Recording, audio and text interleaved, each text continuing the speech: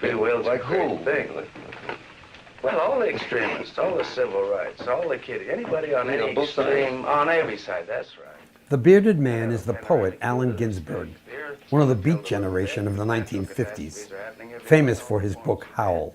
You'll have a panoramic view to this thing. The Earth's going to tilt a little bit. Natural catastrophes are happening everywhere. All the forms are dead. The man he is speaking with seems a bit crazy, doesn't he? You'd be surprised to know that he is the man who, to a large extent, influenced a surprisingly large portion of a generation of the 1950s, the Beat generation, and another generation in the 1960s, the hippies. I'm David Hoffman, filmmaker, and I'm proud to tell you this story because I got the chance to interview the daughter of this man. Think of the Beat generation for a moment, the Beatniks. They were writers, they were artists, they were musicians who expressed their values to the millions of Americans and others who identified with those values. This man symbolized a new way of looking at life. Some called him a genius, some called him crazy. He lived and he died as intensely as any human is capable of. His name was Neal Cassady. If you watch my videos, you know that I find every story interesting, and some stories amazing, and some individuals completely unique. Neal Cassady to me is unique, so I felt very excited when Jami Cassady, his daughter, agreed to be interviewed by me. We don't live that far apart, so I sat down with Jami and I said, Jami, we're going to talk about your dad. And she started off by telling me about her, what sounds like an ordinary life in California, but stick with this because it is an amazing story. Okay, I was very loved. My dad worked, my mom stayed home. I have an older sister and a younger brother. My father was a funny man. It was always fun when he was around. He worked long hours though on the Southern Pacific Railroad. He'd be gone for weeks at a time sometimes, but my mom was always there. She was pretty strict. We could only watch TV one night a week. It was Mickey Mouse Club, and that was the one day in the week we could have a candy bar. So you were kind of sounds like, typical 1950s family. I felt that it was. Typical, maybe for her, but nothing's typical about this story. I mean, Neal Cassady had 5 biographies written about him, 4 feature films, dozens of songs, thousands of articles. He was a really important character, and nothing, as you're going to find out, was ordinary about Neal Cassady. Well, my dad was an exuberant, very intelligent, athletic, pacifist person that grew up in a horrible childhood. His mom died when he was 10, and he lived with his dad in the tenements, the slums in downtown Denver. He had to survive. He supposedly read every book in the Denver library and remembered everything. He loved cars. He liked to borrow them. By the time he was 14, he borrowed 500 cars. 18, okay. And he never crashed them up or took them forever. He would joyride, take girls to the forest or whatever, and bring the car back and leave it, you know. But So he had girlfriends? Or oh, well, that was one of his demons. He had a few demons, and one of them was he'd be called a sex addict today. I guess he was a sex addict for sure. I mean, women just went nuts for him, and one of the biographers said he had to have sex 3 times a day. So it was a big demon of his life that he tried desperately to overcome, and he just couldn't. I saw pictures of him, and he was extremely good looking. Yes, yeah, he was very handsome. Mom was very beautiful. Handsome, beautiful wife, driven, very intelligent. He could quote from the Bible, he could quote from Shakespeare, and he spoke in a really strange way, which became stream of consciousness. It's kind of an Armageddon, you know. We're going to kill a lot of people off in the next year or 2. Well, do you think his subject will blow up? Oh, sure. Just a sort of a test period, you know, get rid of a few million here and there. He seemed to have affected everybody who connected with him. I mean, Jack Kerouac, the great writer from the 1950s, his most famous book, On the Road, read by tens of millions of people and affecting millions. Who's he writing about? Neal Cassady, and the years he spent traveling with Neal Cassady before he wrote that book. And then in the 60s, you probably heard of the electric Kool-Aid acid test, of Ken Kesey, and of the merry pranksters, and of the bus. Extraordinary hippies, taking LSD, driving all over the country. Who drove the bus? Neal Cassady. After all the reading he did, he really wanted to be a writer. That was his aspiration. So this Hal Chase said, hey, I know some writers in New York at Columbia, let's go. So Dad went and he met Jack Kerouac, Allen Ginsberg, Bill Burroughs, Lucien Carr, blah, blah, blah, all of them. They were all going. How did he meet this group of very famous people? Well, they were just students. They were just kids. They were like 18 and he was a little younger. And once they met and the spark, and then this thing happened. A spark was ignited that created a flame that caused the 50s to change. Now, I want you to look at the 50s and I want you to put aside your prejudices. If you think the 50s was the best time to live, put that aside for a minute. If you think the 50s were horrifically uptight, put that aside for a minute, because let's look at what happened. There's no doubt that a fair amount of people who lived at that time lived this new suburban woman at home, man at work, 2 children, a dog, a refrigerator, found that boring and worse. A fair number of people, a large amount of Valium being used. It's that feeling that provoked these writers to stand against the 50s as it was being presented on television and present an alternative. And certainly to understand this period and these writers, to understand Neal Cassady, you've got to understand Jack Kerouac and On the Road. Mom always used to say that Jack Kerouac and Neal Cassady, even though they went into Buddhism and reincarnation, you're always a Catholic altar boy. So they pictured women as whores or saints. If Dad did something that wasn't good, he could go and be absolved, say a few things, and he could do it again. She said the Catholic faith has got to ruin these 2 guys. I don't think you can look at the history of America, certainly in the 1950s, without looking at Jack Kerouac and what Neal Cassady was living. 7 instant classic, On the Road. The novel's hero was the fast-talking Zen driver Dean Moriarty, who was drawn straight from real life, from the pivotal character of the beat crowd, the charismatic Neal Cassady. I think the book came out in 1957, and by 1958 it had sold millions of copies in the United States and around the world. When it did hit, and it was an amazing hit, when I read it now, I don't know why, really. But everybody that comes up to Randy and I, it just changed my life. It changed my life. And they're like in awe still after all these years. And they read it when they were 18 and now they're dads and kids. And it was just the most amazing thing that happened with that book.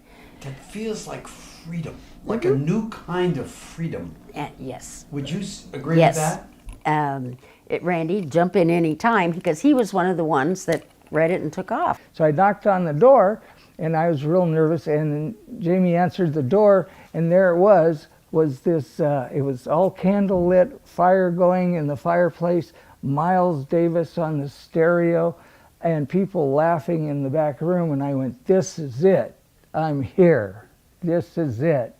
And that's the thing you think about these guys.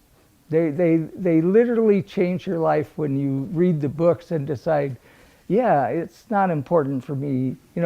At that time when in the 50s, we're told that the man has to have a good solid job, 40 hours a week, at least 40, and buy a 3-bedroom, 2.5-bath house, have 2.5 children.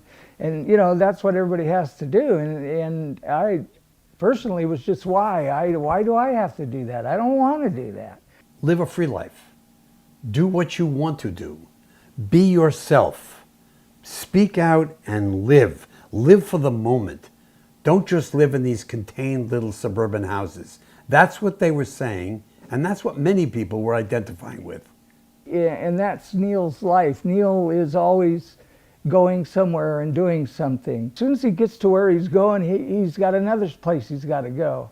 And that's his whole life. And to go there, not to sit around and think about it, and wouldn't it be nice to go to Mexico, but to go to Mexico, and even if you don't have any money, go, hitchhike, do what you have to do. That's, that was his whole thing, was to live your life, to be free. And Good. It reminded me, the West. yeah, Dad was the West. yeah. Open frontier and loose, and they called him the thin-hipped cowboy and stuff, because they were all East Coast and academic and stuck living with their mothers, and here was this guy that knew everything. Did you feel that way about him as his daughter? Yes. Also? Oh yes. Oh yes. I mean, he would just come home as my dad and be funny, and he never did any of the discipline. My mind remembers a time in Los Gatos. He's sitting in a chair over here by the dining room table, and my mom had one of those paddles that you do the ball with. That was her spanking tool, and I don't know what I did, but all of a sudden she's reaching for the paddle, and she's trying to spank me. She's got one hand, and she's trying to spank me while I'm running around her in a circle. He's cracking up. He was like a friend more than, of course, a disciplinary father like she wanted him to be. Was he making money from being so famous? No. How come? Until 1958, he worked 10 years on the Southern Pacific Railroad. He was their best conductor. And he loved that job, of course, because it was freedom. San Francisco to San Luis Obispo, overnights, when he has a girl in each port, and all that. I mean, it was a perfect job for him. As I was interviewing Jami, I found her praise of his ability or of his character hard to believe. I mean, maybe it was because she was his daughter. But then looking on YouTube, I found this interview of Jerry Garcia, the Grateful Dead, Jerry Garcia involved with the hippies, Jerry Garcia talking about Neal Cassady. The way his body moved, the way he looked and everything like that was just absolutely, his face is so expressive. He would go through millions of expressions, just millions of them. And just his whole body language and everything was so communicative. It was just amazing. And it was absolutely perfect. It was like a little silent movie, a silent ballet, in the morning. It lasted about maybe a minute and a half, 2 minutes, but it was perfect. His output, you know what I mean? And he felt he was the first person I met who he himself was the art. You know what I mean? He was an artist, and he was the art also. He scared a lot of people. A lot of people thought he was crazy. A lot of people were afraid of him, and most people I know didn't understand him. Neal Cassady was familiar with jail because he got arrested lots of times when he was a teenager for stealing cars. And these guys were proposing some pretty scary stuff. Drug use, marijuana, free of sexual attitude, alcohol. Somebody had to stamp down on them, the government felt, and they did. So in 1958, he was late for work. And he was up in the city, and he hitchhiked, of course, he hitchhiked a lot back then. And two guys picked him up and took him to work. So he's all, thank you, here. And he gave him 2 joints. Well, it turns out they were undercover narcs, and they had been watching him. So he was arrested. They came to Los Gatos. I don't remember this at all, of course. I was 8. And they hauled him off to jail in San Jose. He had a trial, and the judge said, this is ridiculous. Big deal. Bang. Case dismissed. Whew. So Mom and Dad came back home. 2 days later or something, in the middle of the night, they came again and arrested him. Took him, whole new judge. This was like at midnight. Whole new judge, whole new whatever was there. Everybody was different. Prosecutor. And they sentenced him 5 to life 2 times for each joint, or 2 joints, 5 to life in San Quentin. That's terrible. Yeah. So it turns out later that the undercover narcs were afraid they were going to get outed. So he got out in 1960, so of course the railroad would not hire him back to Los Gatos. So we were all still living in Los Gatos. We just thought he was on a train trip. You know, we didn't, hey, Dad, you're home. I remember when he came home, I was 10 then. I had the measles, and, you know, hi, how are you, and stuff, you know. So prison was really, really painful for my mother because A, she didn't tell us. B, he kept wanting her to sell the house. She had to drive up to San Quentin like every weekend, get a babysitter. We didn't know where she went. And it was hell for her, and I'm just shocked that none of us kids caught on. Did that prison experience change him? Well, it was an amazing thing, and there's actually a book that's out of print called Grace Beats Karma, and it's all his letters from San Quentin to the family. Is it worth reading? Oh man, when I read it, I was taking a writing class a few years ago, and the teacher said, oh, your dad was the greatest letter writer, and I'm like, oh, you know, duh. So I got this book that had been out for quite a while, and I go to the library and read it, and it just tore me up. I mean, he was so suicidal, for one, and so mad and unhappy at himself for doing this, for getting caught on one of his demons, which was drugs and, you know, marijuana. But Mom wouldn't give in, and that made him pissed. You know, I mean, it was a horrible time. So the 50s was coming to an end, and Neal Cassady, just by being, apparently, put his stamp on that era. Now let's look at the 1960s. Again, put aside your prejudices of hippies, of LSD, of the electric Kool-Aid acid test, of the merry pranksters, of the bus that went across the country, and just think about that time as this guy is experiencing it. He wanted still to be a writer.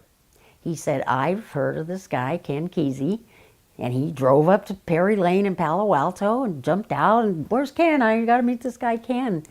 And Ken was still at Stanford, and he was the CIA was doing experiments with LSD, and they'd pay the students to be the guinea pigs, and they'd give him money.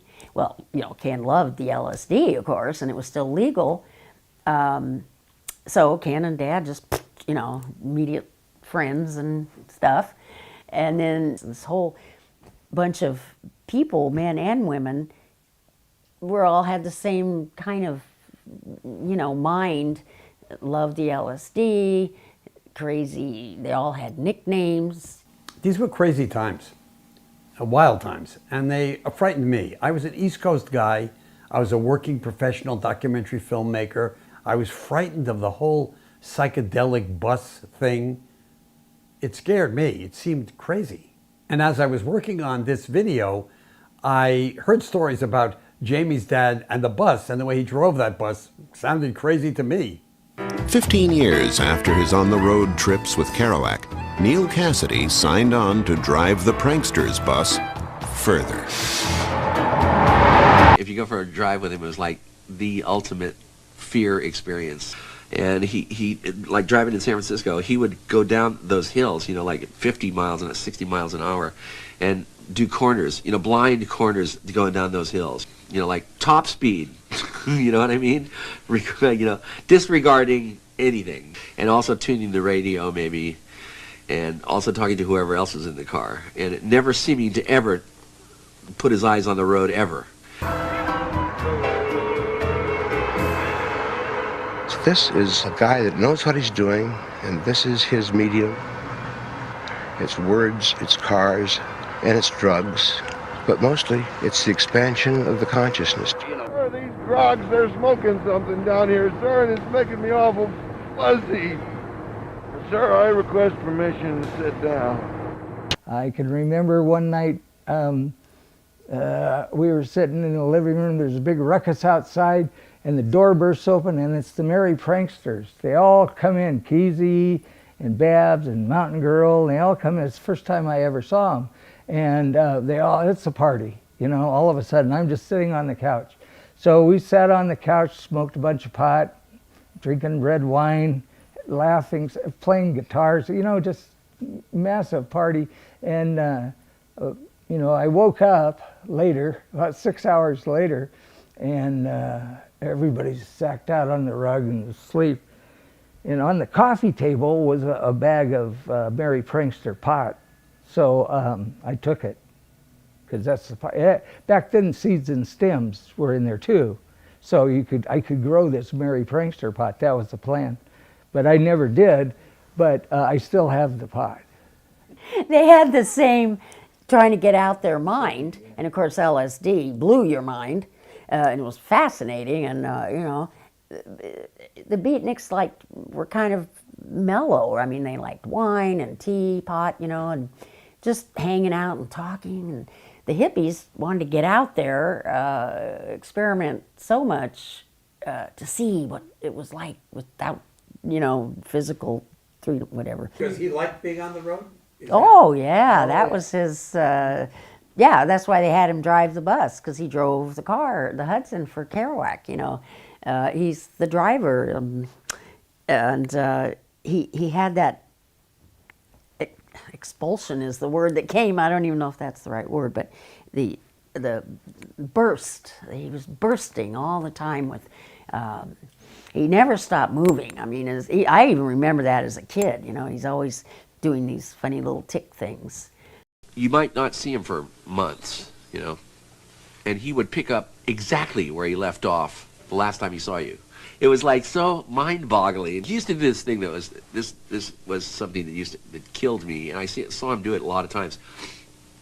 He'd take a dollar bill, you know, from anybody, you know, and take a dollar bill, and he'd put his hand on it like this, and he'd say the numbers, you know, the serial number. She hung out at La Honda at Kesey's with the Hells Angels, and he liked sex a lot, constantly on acid and anything she could find. I mean, and he was not a Hells Angel type. No, complete opposite. In fact, he would break up fights in prison. That's what we found out. There'd be, you know, gangs and stuff like that, and you know, and he would somehow, with his intellect and his way, diffuse violence, which is huge. I mean, what a, you know, great gift.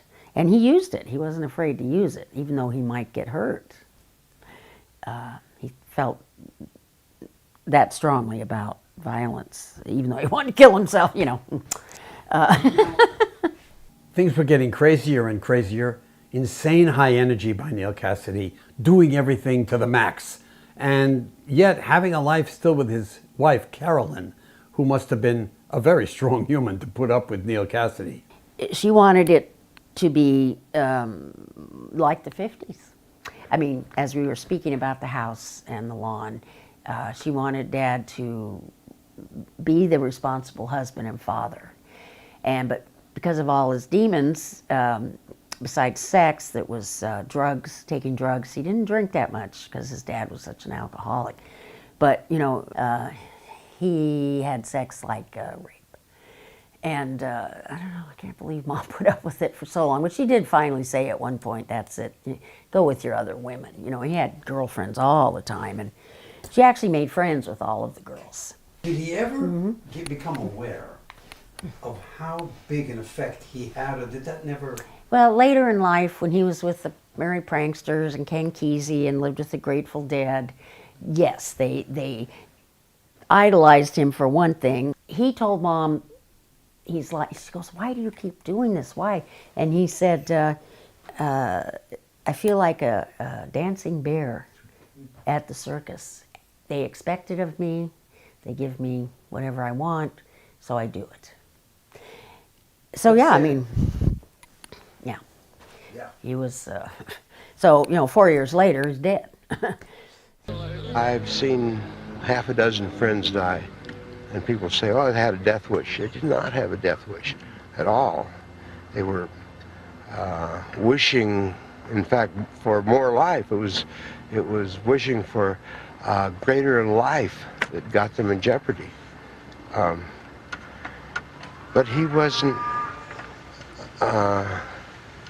comfortable with being just who he was and stop right there. He wasn't going to back off from it, and he continued to press the edges all the way to the end. Neal Cassady never became a writer. He never produced anything, but he did live. He died in Mexico, stoned out of his mind, died somewhere out in the valley somewhere. They found him dead. And shortly before his death, there was an interview where he was asked how he felt about his life. And he felt really badly about how he had treated his wife and his children. He felt he had let them down. I think he did. I don't know if Jami thinks he did, but you're going to hear me ask her about how this whole thing affected her, not only the way they lived it, but also in her genetic makeup. I mean, she's the genes of the famous Neal Cassady. You carry this man's personality and genes in you. Yes. What do you find in yourself? Now, we're talking to future generations. Yeah, okay. That carries the genetic DNA of Neal Cassady. I'm an Aquarius, as Dad was, and we are that's a Aquarian trait, is to be the dawning of Aquarius. I mean, we want to be forward thinking, we love people, we want to make everyone happy, and you know, he just went to extremes on every level. And you don't? Well, I did when I was younger. I mean, Randy, after I met him, he got me off speed. You know, I mean, I was on speed when I was 14, because my mom thought I was too fat for ballet, which I did until I was 20. So all those years, she worked for this radiologist, and she would get jars, 500 Dexedrine, 2 or 3 jars under her bathroom sink, my whole high school, and they were mine. Like vitamins? Yeah, it was to make me lose weight. But of course, then I got hooked, and I took speed. When I met him in '72, I was still on it, and he got me off it. But How? telling me I was better than that, and there was more in me than having to take a pill. And you know, I kind of forget, because then I was an alcoholic too.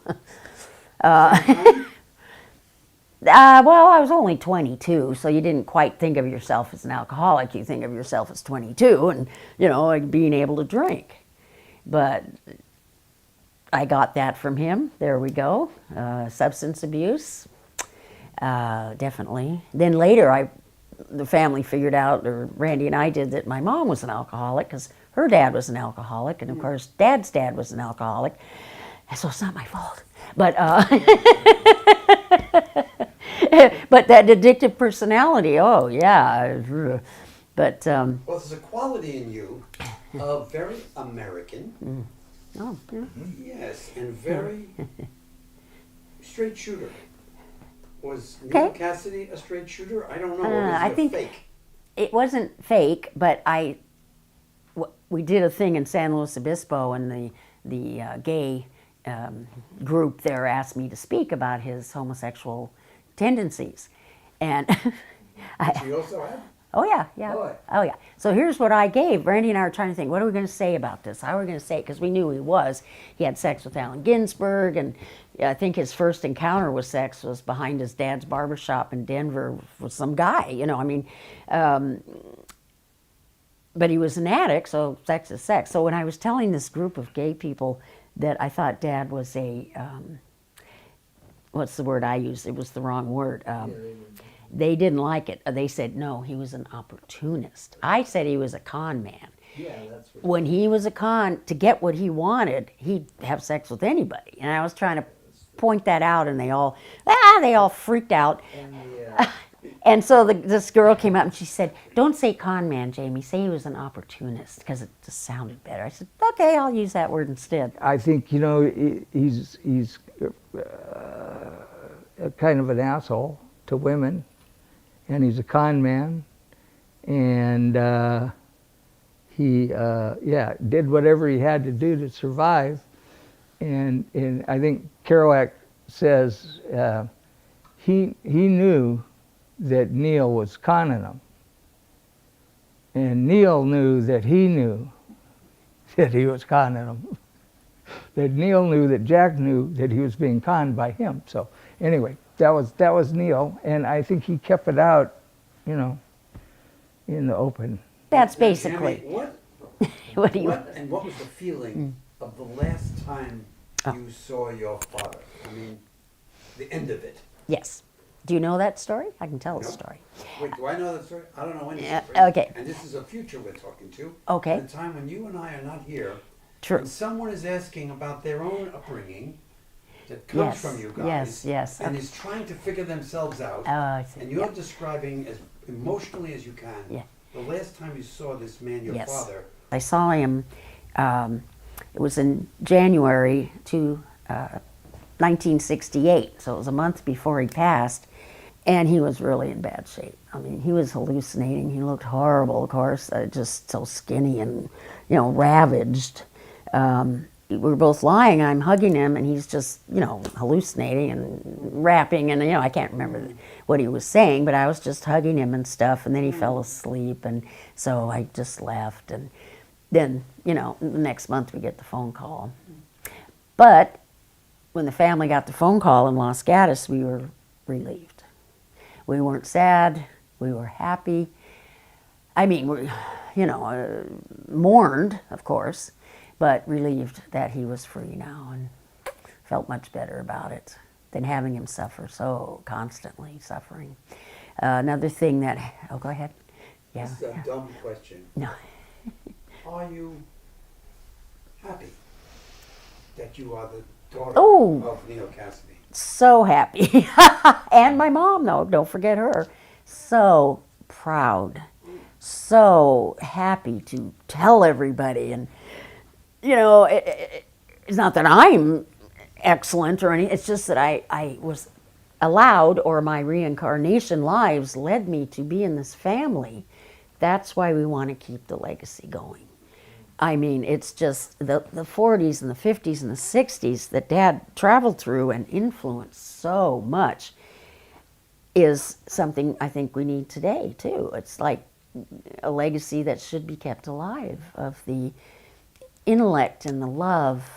Hippies are all love, but it's a basic thing that I think my dad exemplified overboard, which made everybody look up to him and follow him and agree with the way he was and love him.